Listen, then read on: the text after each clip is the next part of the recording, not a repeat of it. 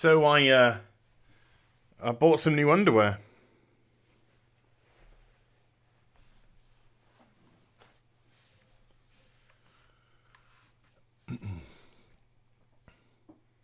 No, that's your intro.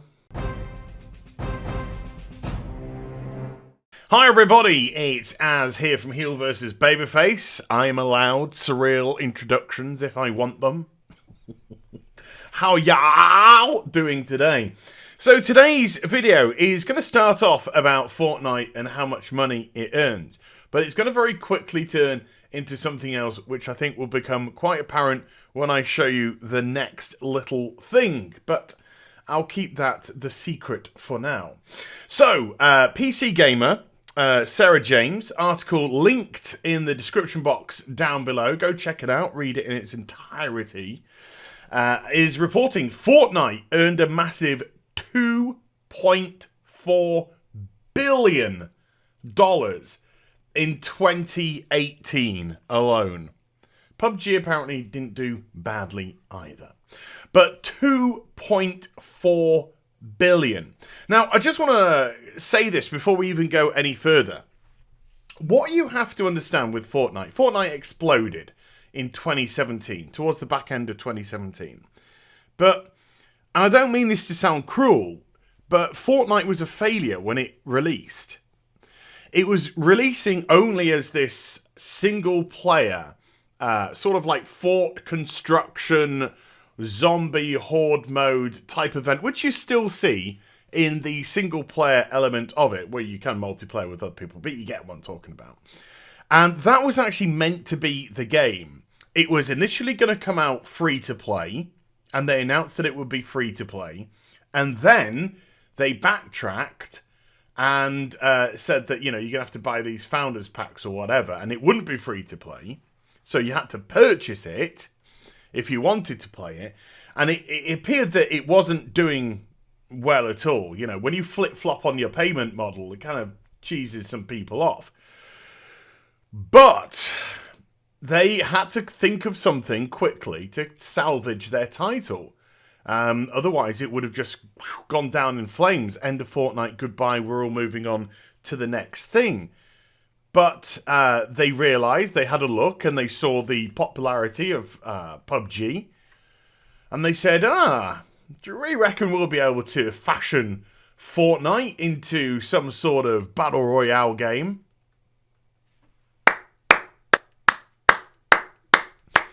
Gotta give them props for that. They jumped on the bandwagon at the right time. And I would say, this is going to be controversial now. Well, it's not, but some people are going to find it controversial. I'd say they did the Battle Royale much better than PUBG. Because Fortnite is so accessible to so many people. And PUBG seems quite specific in its audience as regards to PC. I know it's now branched out to console and mobile. But in terms of who it's really appealing to. Whereas Fortnite, it's fun. It's colourful. It's like, you know, when you're flashing a light at your cat and your cat's running around the place. It's kind of like one of those fun moments. Or when you've got your arm dangling out the side of your bed when you're sleeping and suddenly your cat comes along and grabs it. It's like, ow! It's like one of those fun things. You know, you just can't stay mad. And not only that, it's constantly evolving. And that's what I think really enhances its popularity. I'm quite happy to say I love me some Fortnite. I do. I love me some Fortnite. It's constantly evolving. The world, the map, the singular map that they have, always changing. They have their seasons, and in their seasons, some part of the map changes. Some event happens. Some cataclysmic event starts to alter things, change things. And it's really, really clever the way that they do that. So the map, although the same, always comes across as fresh because of the ever-evolving areas. On top of that, the weapons, etc., they kind of come in, come out, new ones come in, old ones get pushed aside. Different game modes, you know, you got your single, you got your squads, you got your group squads, your massive battles. Now you've got your creation area. They always seem to be doing something with this game. This doesn't look to be a title where they're just like, ha ha ha, we're making loads of money, we're just going to milk it. It looks like they're genuinely saying, hey, we want to keep this going. we like this gravy train. We want this gravy train to keep on keeping on. And so they're trying to do things to constantly keep people interested and hooked in. And I think it's great. I think the Battle Pass for £8 or something like that, I think it's great value for money when you look at what you can earn. But of course, it does go down to what you can earn in terms of stuff, because the more you play, the more you can earn. But I think the time frames of the actual battle passes themselves are very generous. And so you can like hammer it for a bit, stay away for a bit, come back, hammer it for a bit, because of all the challenges allowing you to smash through the battle pass at a good rate of knots. And I think that's such a clever business model, because instead of doing the Call of Duty 4, the egregious piece of crap Activision model, which is buy the battle pass and then it's going to be impossible unless you live on the game to do it, so you're going to try and buy some levels, that's the hope anyway from Activision. No, they say, look, this is the price for the battle pass, it's got a good length of time, 70 odd days per season or whatever it may be. And in that period of time, you feel as if you can do it, regardless of whether or not you get additional levels or not. You feel like you can do it, even by taking time off and coming back. And that attracts more people to say, well, you know, I can step away from this title for a week or two, few weeks, and I can come back, and I can still get loads of, you know, costumes, pickaxes, you know, things for your backpack, all that kind of stuff. So I think they do this really, really well. So I'm somebody who believes that Epic Games have earned this in terms of their constant evolution of the title, identifying a part of the audience very early on, and appealing to a wide range of audience.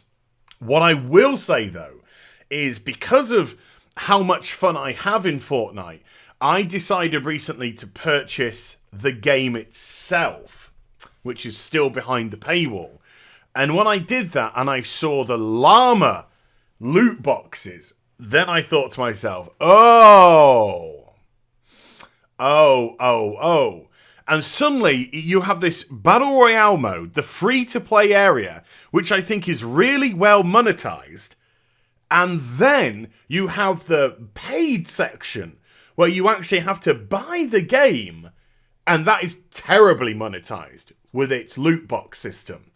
Really weird the way they seem to have fumbled the single player area, and how they've nailed, I think, really well and rather ethically the free-to-play area. But the paid area and the free-to-play area, I hope I got that right. People always like to pick me up on these things. So well done.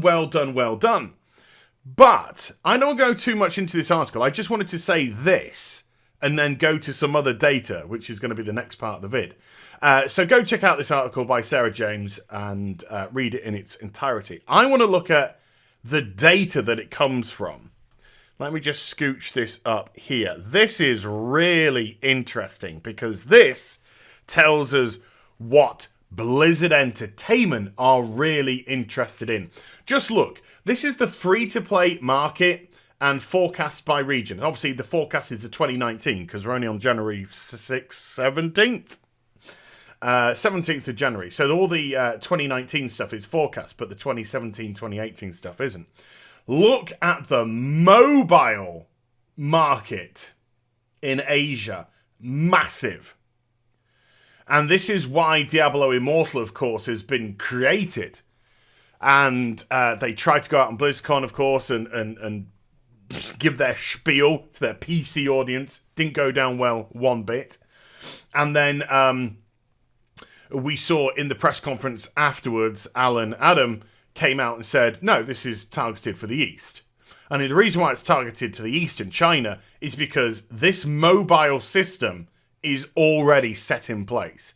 Now, we know both Fortnite and PUBG themselves are available on mobile devices. Of course, you will have the microtransactions on mobile devices as well. So they will be contributing, of course, to probably these more than these.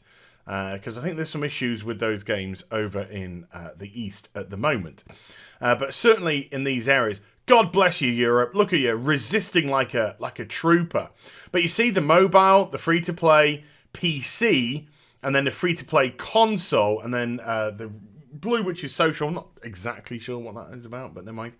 But you just see how the mobile marketplace is dominating in the East, and how little the console and PC marketplace really contribute towards that. And that is what has got Blizzard thirsty. So their target audience, their audience that they've had for 20 plus years, which has made their company what it is, which has bought their products, supported them through thick and thin, they have decided to drop like it's hot because of this right here in facts and figures. Look at all this juicy money we can have, and all these people, so small compared to what we could have. If ever there was a greed-induced decision, not that we didn't know this, I'm not exactly saying anything that's, revolutionary right now, but we can clearly see motivations when it's down in facts and figures. This is what's tempted them to do so. Not because we need to respect the mobile marketplace, because bollocks to that, that's just a joke. It's cheap, it's nasty, but more importantly for them, people are shelling out money. So this is the true reason, revealed, that Blizzard are wanting to move into this marketplace. Quite happy to forsake their target audience. And again, I'll stress this once more, I stressed it yesterday. This is where independent companies are going to thrive now. And they're going to thrive, and they're going to start to dominate console and PC marketplaces. They will. They will come forward and they'll start to dominate it. Because, as we've seen from Activision, they drive all their franchises into the ground until they're dead. And as we've seen from Blizzard Entertainment, they're not doing anything with their IPs. Nothing. They're focusing it all on this potential piece of pie. Well, I hope it's stale. So there you go. Hope you enjoyed the vid. If you did, do give it a thumbs up and also subscribe to the channel. Follow me on social media and Twitch for live streaming links. They're in the description box down below. And I'll be back with some more stuff very soon. You take care. Bye for now.